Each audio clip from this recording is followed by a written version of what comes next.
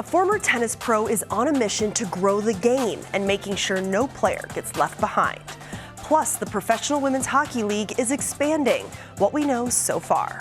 And later, the future opportunities one major competition will help dancers step into.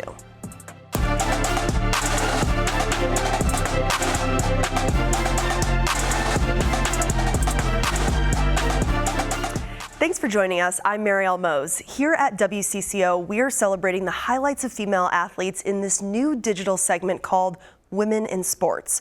We'll share new stories with you every week right here as we do our part to give these athletes the recognition they deserve. We begin with a former three-time Grand Slam tennis pro who's on a mission.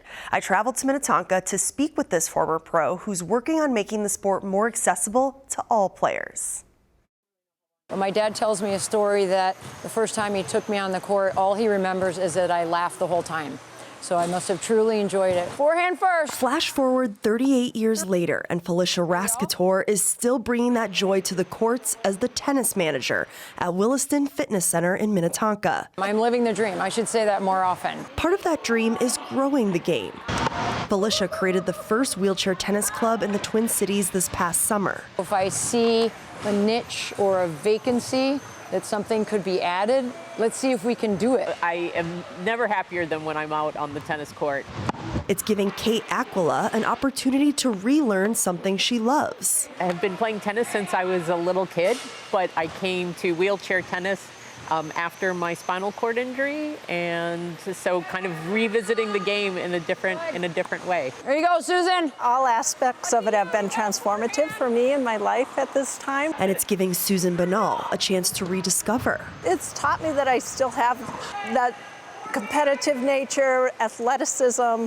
I still have that in me in spite of an injury. Creating this club got Felicia recognized. She received the Champions of Equality honor at this year's U.S. Open back in August in New York, where she got to spend time with tennis legend Billie Jean King. It's inspiring to go to those things and be recognized. It just gives you a little juice to come back and do even a better job. It's just fantastic to have someone like her leading the way. And Felicia's goal with this club is to grow it. Indoors or outdoors, they play year-round, and they want more wheelchair players to join them. For the first time since 2018, Champlin Park girls volleyball is returning to the state tournament. They beat Maple Grove after an epic comeback to finish the match 3-2. The state tournament begins on Wednesday at the Xcel Energy Center. We spoke with one of the seniors earlier this season who says they're on a mission to win it all this year. A lot of us, it's our senior year, and for the last couple of years we've been so close, and I think that, I think all our mentalities this season, we're all just super determined and excited to play our last year together and hopefully accomplish some big things. Everyone does such a good job of just keeping each other engaged and just relating back to volleyball is supposed to be a fun sport. We're doing it because we love the sport and we love the game, and I think that kind of helps eliminate some of the pressure, just playing the sport you love with the girls that you love and your best friends. Good luck to them. One of the Aurora FC players is heading to Europe. The team says defender Julia Sattler has signed a professional contract with the ZNK Split in the Croatian First Division. This is an image posted on the team's Facebook page. Sattler previously played for various teams in Europe, including teams in Albania, Austria, and Germany. She's now the 12th Aurora player to sign a professional contract overall and the 5th in 2024. We want to wish you the best of luck in Croatia, Julia. The Professional Women's Hockey League is expanding. During the ESPNW Summit earlier this week, the Senior Vice President of Business Operations said they plan to add 2 franchises for the start of the 2025-26 season. They added the league will begin sending requests for proposals to several markets starting as early as next week, while also accepting applications. They also announced the league plans to hold neutral site games in 9 markets across North America, that it's considering holding an outdoor game, and it's also working on holding games in Europe. The 2024-25 PWHL season kicks off November 30th. Each team will play 30 games this season. That's up 24 games from last year. The Minnesota Frost kick off their season on December 1st against the New York Sirens.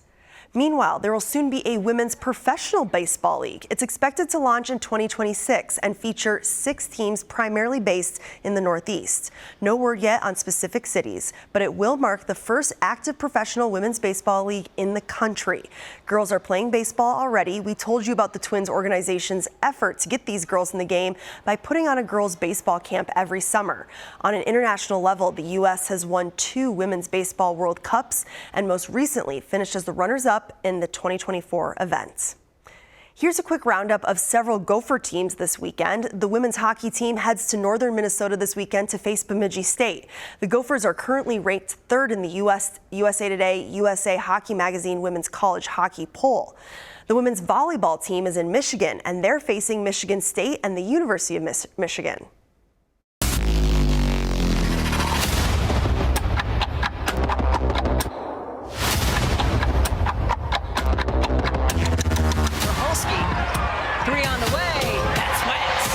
Deflected away by Marielle. She spikes it to the ground. Ooh, that gives you chills. On Monday, the women's basketball team kicks off their season.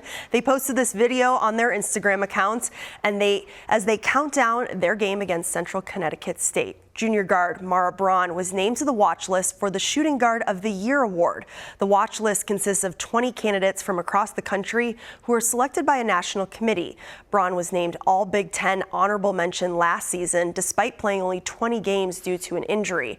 Earlier this month, she said she's excited for the season ahead. Just excited to be healthy.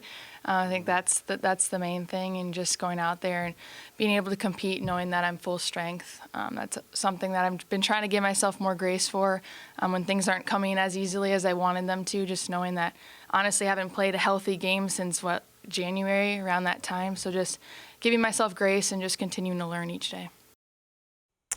Remember this name, Sullivan Neubauer from Orono High School has been crowned the winner of Miss Dance Team Minnesota 2024.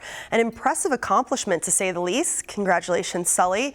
I spoke with some of the dancers and the director of the competition who say this competition can lead to big opportunities for a dancer's future. You see what you want to see. Haley Ritter is a Maple Grove senior, giving it her all one last time after having competed on this floor every year since she was in 8th grade. I just want to show how much I've improved as a dancer, and I feel like over the years I've gained so much confidence from this competition. Growth is one gift from this competition. Recognition is another. Wayzata 10th grader Brooklyn Alstead won 1st place in her age division for the 2nd time. My name gets out there more, and people will start to recognize me, and that's a big thing. In other sports, you have Mr. Hockey or Miss Basketball, so we wanted to create a platform for dancers in Minnesota to represent their high school teams as individuals. Jenny Raish is the director of Miss Dance Team Minnesota, creating this competition back in 2002 when there was only 40 dancers competing. Today, 270 dancers from over 50 high schools and an audience full of supporters, but more importantly, college coaches. Coaches from all over the country are looking, are these the top kids in Minnesota? Because if they're placing well at this competition, it's probably a kid they're going to look at for their team. Last year's winner, Emma Lay, is proof of the greater prize. The title is really nice. I carry it with pride. She danced for Burnsville High School, and while her team didn't make it to the state tournament, the competition gave her another chance to shine. She was then recruited to the highly decorated University of Minnesota dance team. It doesn't matter what school you come from, where you come from, the wealth of your family. You just have to work hard, put your full passion into it, and you can get where you want to be. And this competition officially kicks off the beginning of the high school competitive dance team season. So good luck to all the dancers out there who are just starting off their winter sport.